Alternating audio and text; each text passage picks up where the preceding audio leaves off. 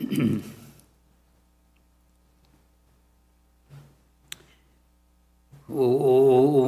Bhadrang Karnevi Shrunuyama Devaha Bhadram Pashyemakshabhiryajatraha Sthirairangai Estushtvagam Sastanuvihi Vyachema Devahitai Yadayuhu.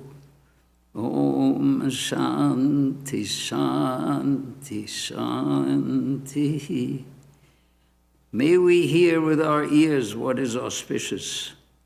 May we see with our eyes what is auspicious. May we enjoy with strong limbs and bodies the life allotted to us. Om, peace, peace, peace be unto us all.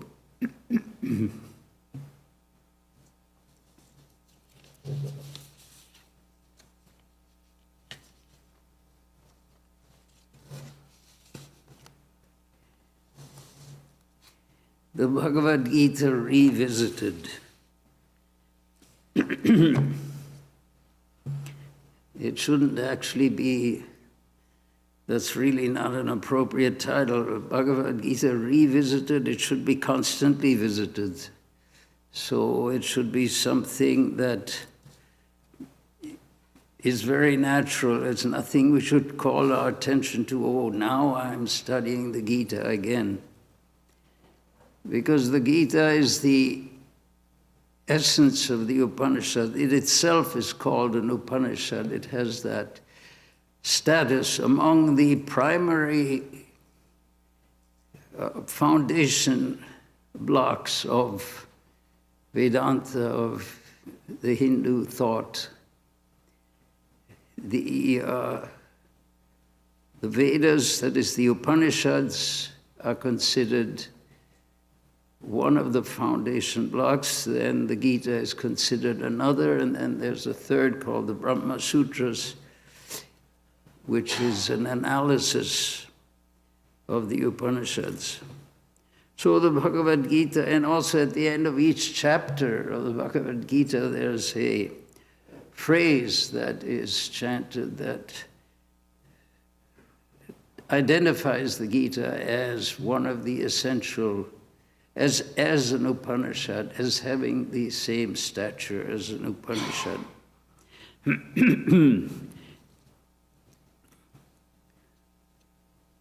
So what is it that is being inculcated here?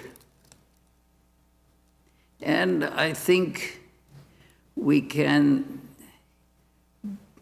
point to three primary ideas. And the first idea that is mentioned is stand up, do something, courage, be self-motivated. And it's phrased in a very strong way. But this Swami Vivekananda actually considered this to be the primary or the most important introductory verse in the Gita. And if you hear it in Sanskrit, it'll make you shiver a little bit, because Sri Krishna, in responding to his disciple Arjuna's dejection at the fact that he's going to have to undertake this battle which everyone had tried their very best to avoid. Anyway, it had come to pass. So, shirking his sense of obligation, his sense of doing what was right, he wanted to simply retire from the whole thing. This is too complicated, this is too difficult, this is too cruel, this is too all possible negatives.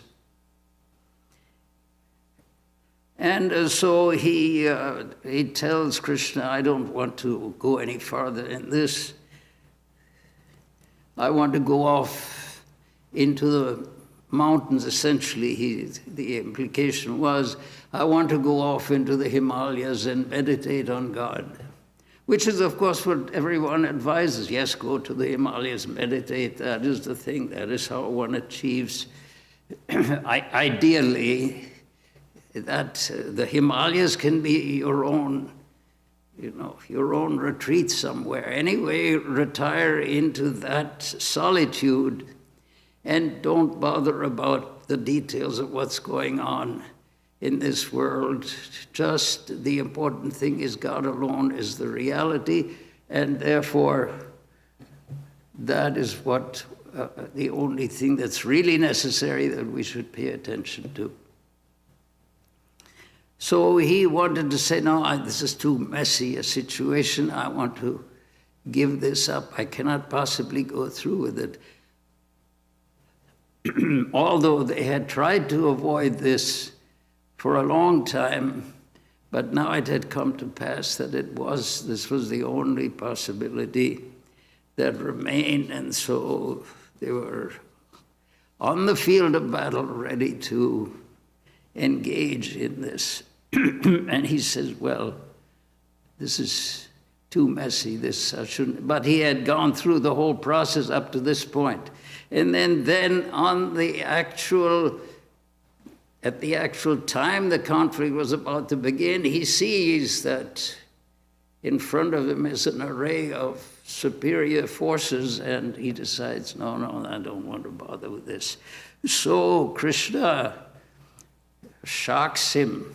Kutastva kashmalamidam. Doesn't that make doesn't that give you the shivers when you hear a strong rebuke like this? Kutastva kashmalamidam vishame samupastitam. It's all full of sounds, explosive sounds. Krishna is telling Arjuna, whence comes this mean faint-heartedness? It is not worthy of you, he goes on and explains. It's not worthy of you. It's not leading to a higher destiny for you.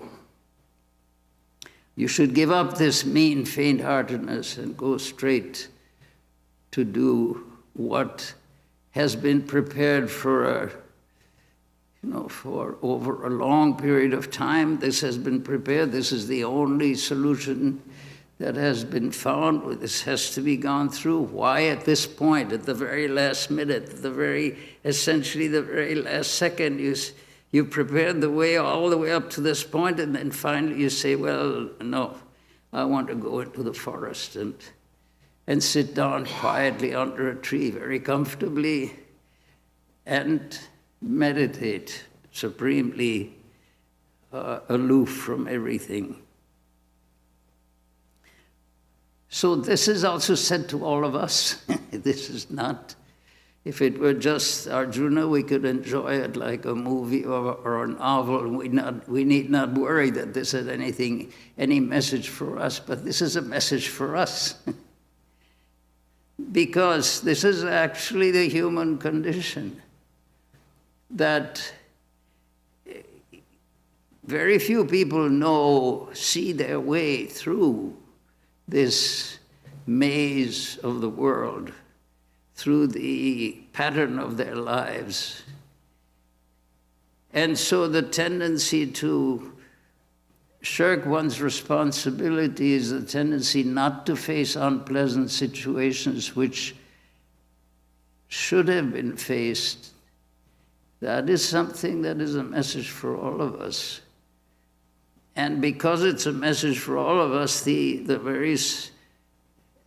attitude that Sri Krishna asks Arjuna to take is also crucial for all of us. Now, what is the first thing that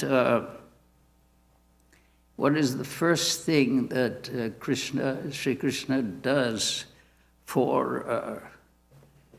to solve this situation, to urge Arjuna to face that situation rather than to run away from it? the first thing he tells him is also the first thing we should remember. And what is that? That is the basic message of the Upanishads. That spiritual reality, God, the infinite, the eternal, whatever name you give to it, is the only thing that exists. There is nothing else. And the thing that we call the thing that we nourish so much, we give it excellent food, yes, we should. We take care of it, keep it nice and warm, yes, we should. We do all sorts of things in order to make this body comfortable, to make this mind comfortable. We do all of these things because we're afraid to really face the ultimate reality that these scriptures are telling us, that there is nothing but God. And the aim of life should be to realize that.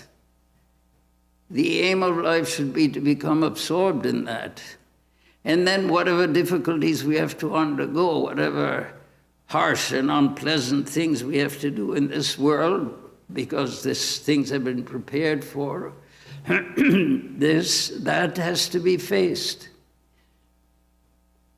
But because it might be dangerous, or because it might be unpleasant, or it might have various other negative aspects, that is not the reason to give up doing what we ought to do.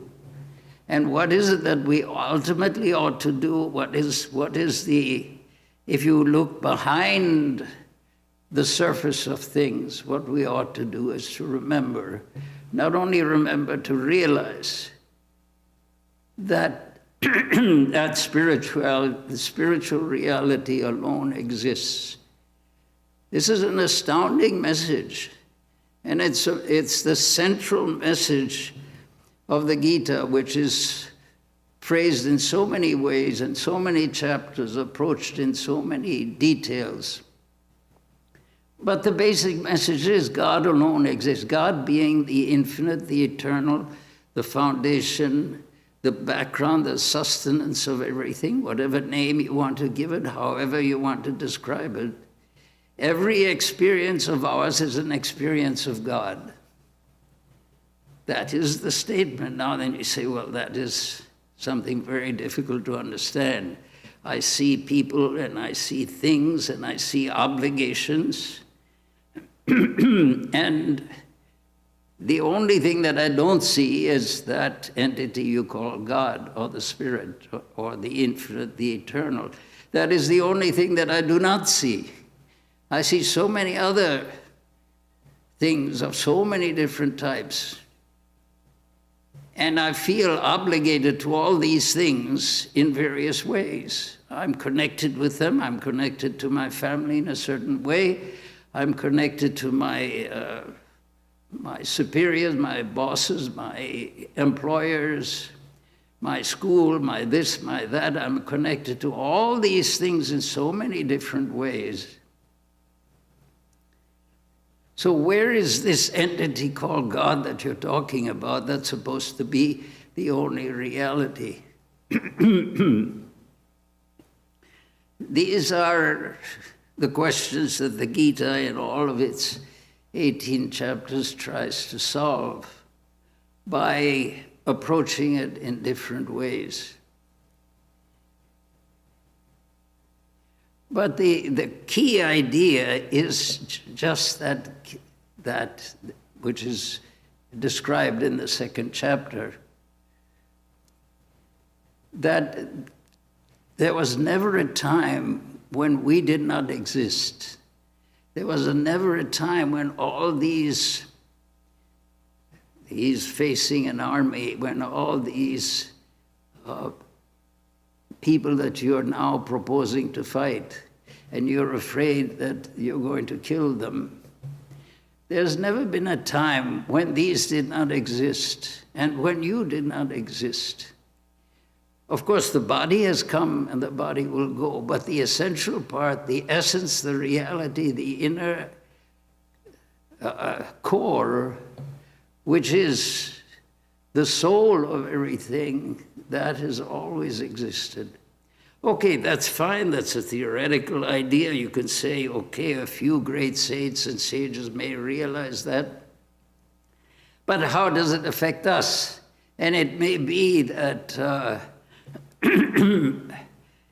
by doing all sorts of impossible spiritual practices, I have to meditate so many hours, I have to do karma yoga, bhakti yoga, all the different yogas I have to do endlessly through my life, and then maybe I'll get a glimpse.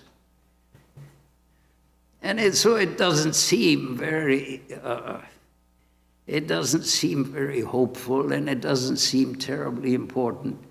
You're worried about your own life. You're worried about the life of those who gave birth to this body. You're worried about those whom you have, the children that you have gotten. You're worried about past and future. You're worried about everything. And it should be, one should worry about those things. One should, Arjuna is told that he should face this conflict. He should face it squarely. He should deal with it energetically. He should do the proper thing, whatever the circumstances are. You have to respond to them properly. We have to do all these things. Everything that we do in our life, everything that we have learned from our parents, from our teachers, from our own experiences, all these things are right, that we should do them. But we should do them with the idea that they are symbolic of a far deeper reality that is at the heart of everything. Right now, all we see is the surface of things. We don't see what the reality is. What is the reality of any particular object? Well, you say it's atoms and molecules and this and that, and then physicists give you all sorts of theories as to what constitutes, what is the essence of everything that we see. That's on the physical level, those things are true, because they can reproduce them and they can understand them very well. But what is the reality of that? There was a discussion in the Brihadaranyaka Upanishad between, in an assembly of sages. They used to meet together at certain times, certain places, and discuss deep spiritual problems. And so at this one discussion, there was one lady, Gargi was her name. She was one of the great people who had been invited to participate in that discussion. So she asked the leader of that group, the most important sage that was being questioned about all these fundamental ideas, what is it that this is the foundation of everything? And the answer was essentially, in the language of those of those times, it was that essentially atoms and molecules and energy and this and that, what we would call nowadays science, as we understand it, since Einstein and all these people, that was the answer. Basically, this is what things consist of. And then she kept asking, what is the essence of whatever it is you're talking about? What is the essence of the essence? And then he would, answer, yes, there is a deeper problem, there's a deeper source, and it is this. Then she would ask, what is the source of that? Finally, she came, when he had gotten to the basis of everything, let's say in our modern languages it would be these subatomic particles. She asked him again, what is the basis of that? And basically he said, space is the basis of that. The reality of everything corresponds to its relationship to the space that it occupies. So space is the fundamental substance of everything. Then she asked again, what is the essence of space? Then he said, that is the supreme reality. That is that which is the source of everything, is the into which everything merges, the reality, the substratum, the indescribable, the ultimate reality of everything. That is what we call God, the Supreme Spirit, the Supreme Reality. So, at the basis of everything that you consider the basis, there is one unchangeable reality, which is at the basis of everything, at the basis of every human being, at the basis of all animals, at the basis of all manifestations. There is one reality. And when one becomes aware of that, that is the totality, then all questions cease. Because not only the questions cease, the questioner also is absorbed.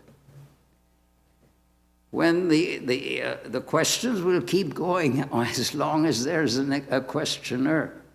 But when the questioner itself has become infinite, eternal, the source of everything, the essence of everything, there's no further question that can be asked, and there's no further being who can ask such a question. So now we're coming to the very core of the core of the core of reality. And that itself is not some distant realm. That itself, in a sense, is the realm we enter into every night. Because when we're sound asleep, where has this world gone? We don't know. It has disappeared. Dreams may come.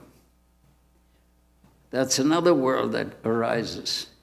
But there is the best time every night is not when we have fallen asleep, is not when dreams come. It's when we get what is called sound sleep or deep sleep. And what is it that is there at that time? What is it that we're experiencing? You cannot say, because there's no one there to say it, and there's nothing to be said. There's no essence there that you can separate from, and to say, you can look at it and say, yes, this is the essence. As soon as you say, this is the reality, you need two things. A person to look and to point to that reality, and then the reality itself. When that all goes, every night, everything simply goes. And this is the best time of our rest. If we don't get that sound sleep for a few days, we get all disturbed inside. What is this? I haven't been able to sleep. But what is it that we're enjoying, and who is it that is enjoying it? When you're sound asleep, do you remember who you are, or what you are, what your origin is, what your source is, what your intention is, your obligations? You don't remember anything. And it's because we don't remember anything, because we rest in that essence, that is considered so desirable and so important that if we don't get it, we take all sorts of medicines in order to achieve a few hours of that experience. Except it is experience in ignorance. In that sense, we don't know, we're not aware of what it really is. We know it's very desirable, but we're not aware of it, what it actually is and how to describe it. But that is the essence that we desperately want every day to partake of. Except we don't think about it because it doesn't seem like anything definite to us, so there doesn't seem to be anything we can talk about. And so we talk about all the things that we can discuss, which are things that you can measure and see and interact with, and you try to improve your life in the context of that. And that is fine, that is excellent, that is what we try to do. But ultimately, what is it that we're aiming for? Ultimately, what we're aiming for is to experience that reality in a knowing way, so that we feel that this is really our own essence, that our own essence is not this body, which changes constantly and which we know one day it has come into existence and one day it will go out of existence. That is definitely understood, and nobody disputes that. So the body is not that ultimate reality. The mind itself comes and goes, is intelligent, and then functions in a non-intelligent way also. So it is not the mind that is what we're really after. What we are really after is that basis, that foundation upon which everything is built. And that foundation is God. Spiritual philosophies of different types give it different names. Brahman or Atman or God or the Supreme Self or the Buddha nature or whatever name we give to it.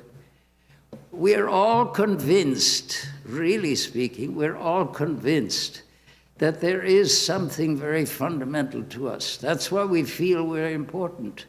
There's something very, very fundamental within us, very crucial, which has nothing to do with our surface. What we are on the surface is the result of where we were born, what happened to us as we grew up, and so forth. All these things are always mixed, some good, some bad, some advantageous, some disadvantageous. But underneath it all, at the core of it all, there is something within each one of us which was never born and which will never die. This is the message of the Gita. That there is nothing, there is something which is unchangeable and which is fundamental, which was not created and cannot be destroyed inside each one of us. That is the thing that we have to try to reach.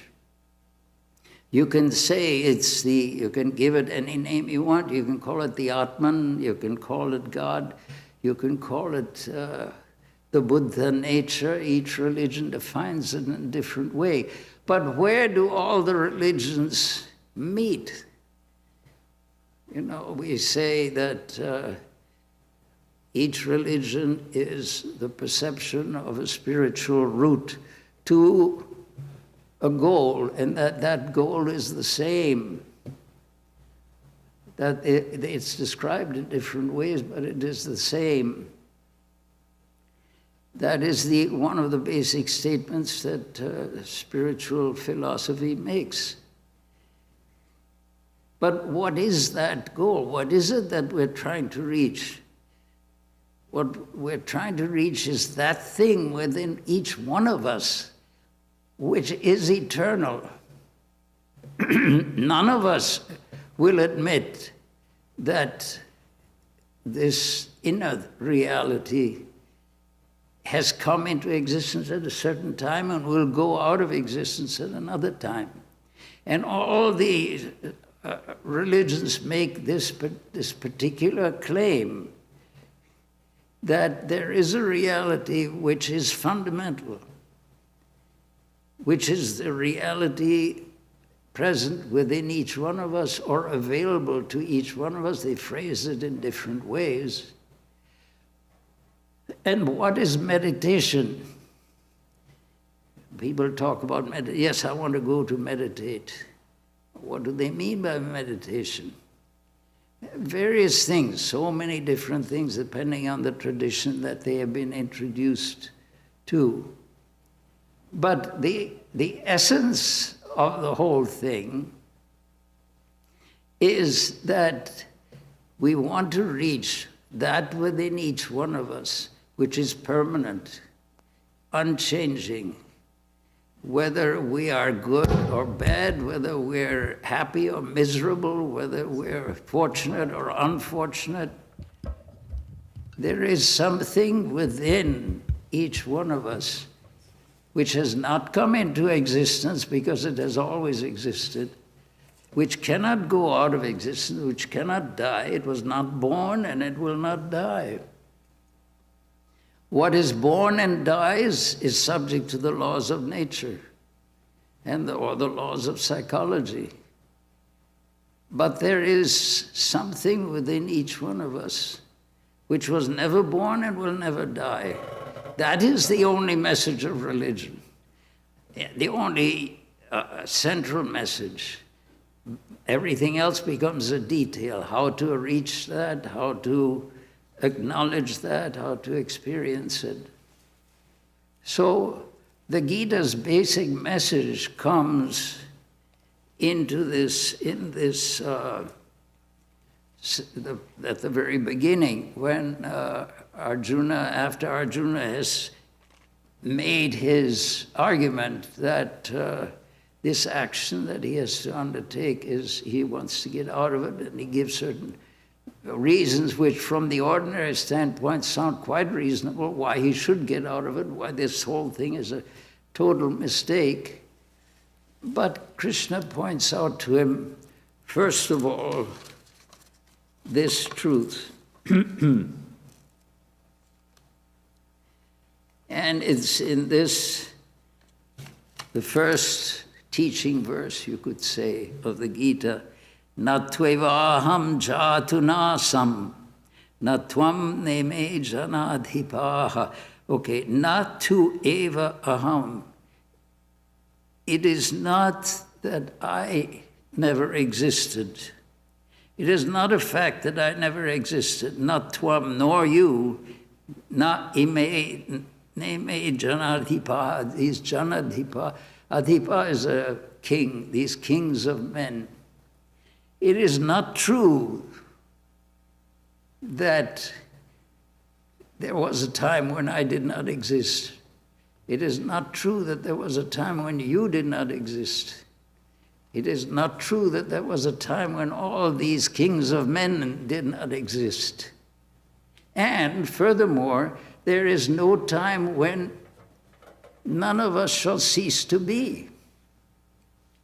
That is the first teaching verse of the Gita, and that is the thing that sets the theme for the whole discourse.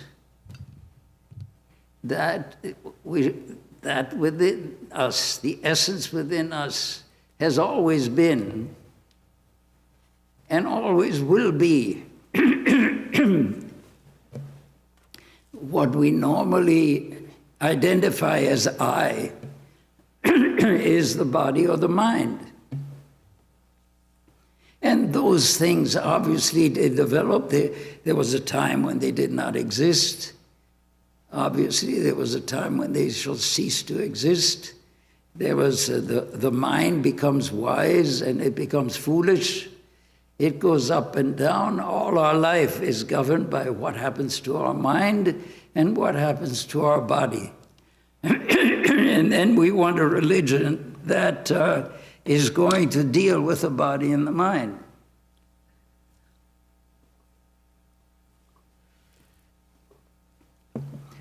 But the fact of the matter is that we're omitting a very essential part of ourselves. That it is true we have a body, it is true we have a mind, it is true there was a time when we did not have these, and it is true there will be a time when they will cease to be. But there is something within us which is much more essential, which has always been, and which acquires these bodies and acquires these minds. And that brings in the idea of reincarnation, which one may accept or not accept. That is a detail. What is important is to recognize right now within each one of us there is a core which does not change. And what is our obligation? To experience that reality, to experience that core of existence. And that is the message of religion. Here then Krishna goes on to say, Dehi nosmin yatha dehi. The person within the body, just as the person within the body, kaumaram yauvanam jara. Kumar he becomes a child or a youth. He becomes an adult. He or she becomes an adult, and eventually becomes old. In that same way, that entity accepts another body. The body disappears, is cremated, is buried, whatever. Anyway, the body becomes a thing. Once the living being, the living soul leaves it, the body becomes a thing. It is an object. There's no spark of life in it, and then it gets buried or it gets cremated. But the thing, the indwelling spirit, the indwelling spirit again assumes another body. That is one of the key ideas. When that idea is accepted, then one is able to understand this fundamental truth that God alone exists and that spiritual reality has always existed, because it is existence itself. It is consciousness itself. Can you point to consciousness within? Can you say what is consciousness within each one of us? It is the essence upon which our life is built is consciousness. And the essence upon which our life is built is existence. And furthermore, not so obvious, the essence upon which our life is built is ananda, or joy. And why do we say that joy is, it's okay, if you accept the idea of reincarnation, you can say, yes, the mind.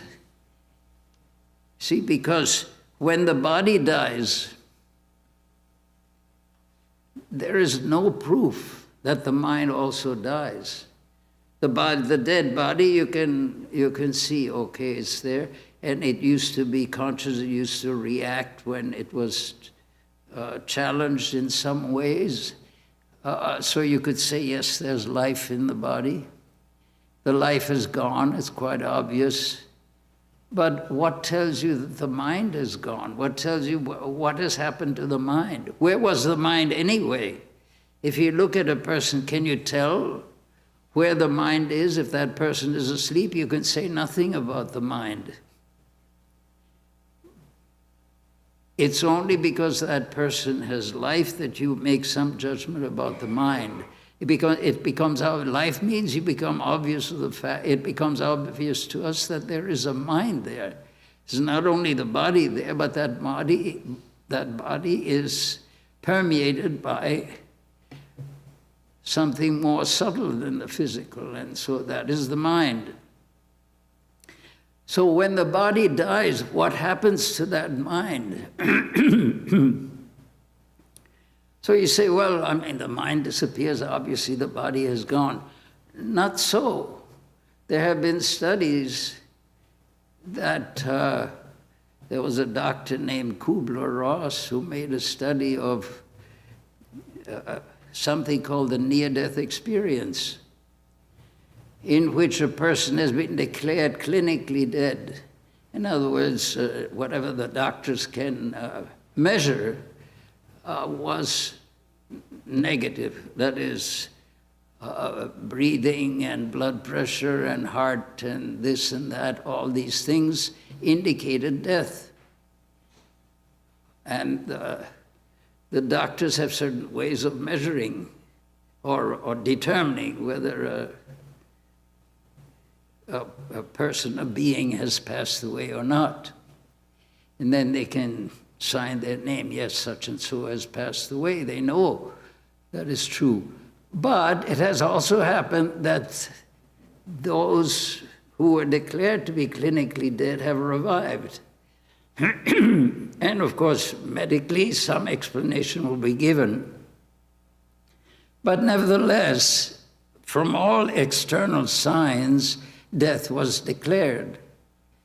And yet life resumed. So there was a doctor who decided to make a study of that, is when a person has such an experience and is revived again, what did they experience? Was there anything they can talk about, anything they can describe? And they found that there were definite signs or definite experiences recorded by people who had been declared clinically dead and then had come back to life. And so they made a study of that, they analyzed it, they found some 15 things that these people all seemed, or most of them seemed to experience. But anyway, they were revived and then their lives went on. And then the question is, what is so far-fetched about the idea of reincarnation, or the fact that when a person is declared clinically dead, their existence still continues? Why do we have to assume that a person that is clinically dead somehow disappears? We cremate the body and then everything is completely gone. The body is gone, no doubt, but the mind, the psychology seems to continue. And in the Hindu tradition, in the same way another body is taken or can be taken, and the experience goes on. Why do we take another body? Because we want to. We're not finished with what we came here to do, and our life was cut off. And so another body is taken in order to finish. It is we who want it. We want to go on and try to achieve that which we could not achieve in that particular lifetime. So the Gita emphasizes this. You see, as a person, as the embodied soul in this body experiences birth, continuous birth, youth, old age, in that same way, another body is taken, and that experience is renewed. So, dehi nosmin yada dehe, as the embodied being in this body, dehe, kaumaram yauvanam jara, that means he's kumar, he's a youth, he grows in jara, old age. In that same way, tata dehantra praptir, in that same way as another stage, another incarnation is taken. Dehantra praptya dhirastatrana mukhyati. Dhiraha, a wise person is not, namukhyati, is not deluded by this. If one is willing to accept that, that actually becomes a profound entry into this idea that our basic aim, our basic purpose here, the reason we're here in this life, the reason we're sitting here and thinking about it and hearing about it, the reason is because we want to realize that true essence of ourselves. We want to realize that presence of God within. We want to realize our Buddha nature. Buddha means awakened, our awakened nature as the Buddhists describe it. They don't talk about God, they talk about this, the awakened being, the awakened nature.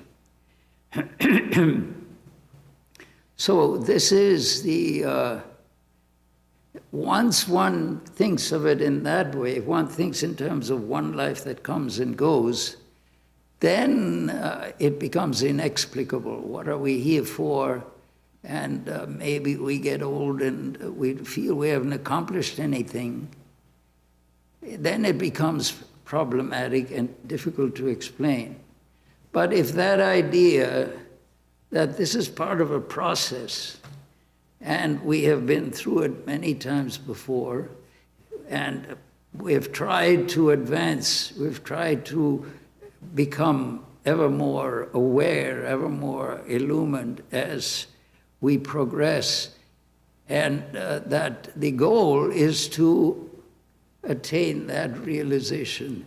That beyond that, behind that, interpenetrating that, which is constantly changing, there is something which does not change. Now that is the heart of all religions. There all religions will agree. At the heart of everything that changes is a reality that does not change. What we have difficulty with is extending it to ourselves, that behind ourselves there is that reality, and whether this body, when this body finally disappears, that reality remains and another chance comes for us to realize this. That not everyone will accept, but the point is, this one idea, the one central idea of all religions really is this, that behind everything that changes, interpenetrating everything that changes, at the background of everything that changes, there is something which does not change. And one can feel the presence of that. Scientifically speaking, it is a simple analogy is made of the, say, the coordinate system. Anybody who has studied a little bit of science will understand everything is in space, and that space is measured in a certain way, and so the location of everything in this universe is located with reference to a coordinate system, to us saying it is so far from here, so far from there. Longitude and latitude on the earth is a coordinate system. That is, in other words, at the background of everything that changes, there is a reality which does not change. And that reality, when one is identified with that reality, in other words, when that which changes has become less real, and that which does not change has become more real, then we say that the realization of God is beginning to penetrate. every experience, every thought, every perception of every type is made up of two things. Normally we make the mistake that we think it's only made up of that which changes. So we examine everything in terms of its effect on us, in terms of its effect on everyone else, in terms of the past and the future, in terms of cause and effect.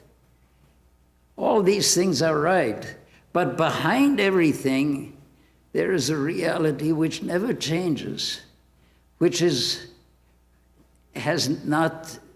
no negativity whatsoever. It is something, because it cannot change, it exists forever. And because our reality is not only physical, but also intellectual. In other words, we're not only physical beings, we're also intellectual beings. So there's an intellectual aspect.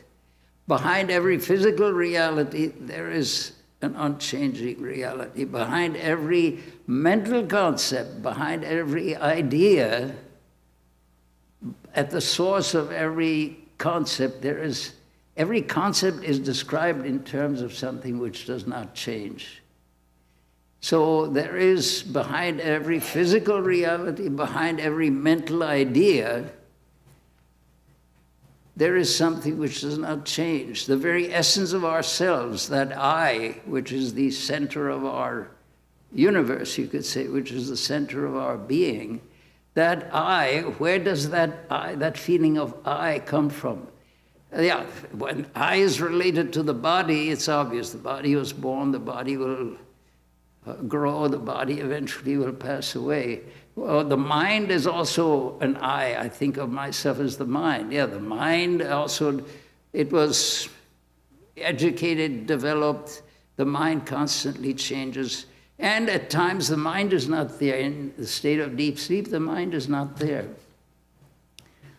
But there is a reality behind the mind. There is an observer or an observing reality behind the mind. There is consciousness. Now, there are times when you're not conscious. When you're sound asleep, you're not conscious because, and it is that essence that we were trying to reach, which we mentioned earlier. But that which is the essence, which is the source of that consciousness, is something, again, which does not change. So every perception, whether it's physical or mental or emotional, has at its source something whose origin we cannot trace and whose end we cannot describe either. Because what is it that gives birth to consciousness? What is it that can cause consciousness to die? Consciousness waxes and wanes, but it waxes and wanes against a background which is unchanging.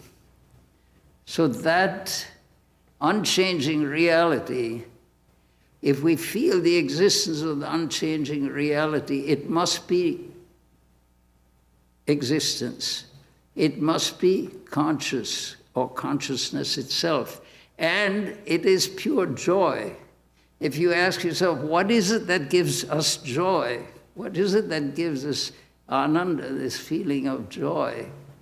You can say, okay, if a great experience comes that I really appreciate, that gives me great joy.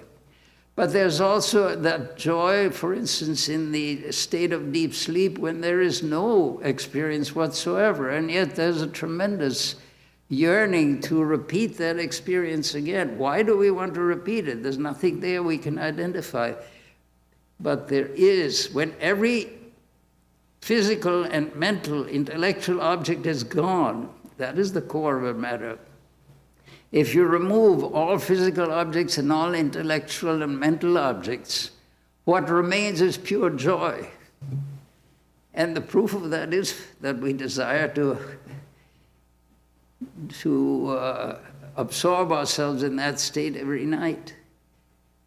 That pure joy. So the basic nature, what is the basic nature of the background of everything? It is existence, it is consciousness, and it is pure joy. So Sat Chit Ananda. So that is what we're really trying to achieve through all the various means and methods that we try to achieve it. And so that is that which Sri Krishna refers to, that source of everything, from which everything comes, within which everything grows, into which everything goes back. The background, the reality that is at the heart of everything that changes, there is a reality which does not change. That is what in religion we call God or the Spirit. And that is our own true nature. And that is the true nature, the reality of every perception. So this is what the Gita starts out by, to counter Arjuna's problem. This is the immediate shock that Sri Krishna gives to Arjuna. Wake up, what you're mourning for is something changeable, but there is a reality here which is what you really want, which is really the essence of everything, which never changes. And that is at the heart of everything. Thank you.